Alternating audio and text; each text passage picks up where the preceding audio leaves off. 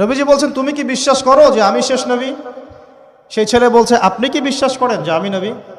উমর রাদিয়াল্লাহু আনহু তরোয়ালের খাপ খোলা সারা, তিনি বললেন যে ইয়া রাসূলুল্লাহ অনুমতি দেন, এর গর্দানটাকে নামাই দিই, বেয়াদব, আপনার সাথে বেয়াদবি করছে। তখন নবী সাল্লাল্লাহু আলাইহি ওয়াসাল্লাম বললেন দাআহু ইয়া ওমর, তাকে ছেড়ে দাও। যদি সে সত্যিকার অর্থেই দাজ্জাল হয়ে থাকে, তুমি ওমর তাকে হত্যা করতে পারবে না। কেন কেন হত্যা করতে পারবেন না? কারণ দাজ্জালের নিহত হওয়া লেখা আছে ঈসা আলাইহিস সালামের হাতে। কার হাতে?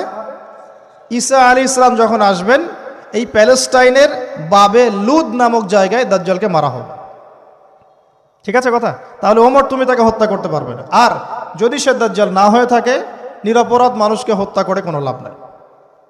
এখানে চান্স নেওয়া হলো 50-50।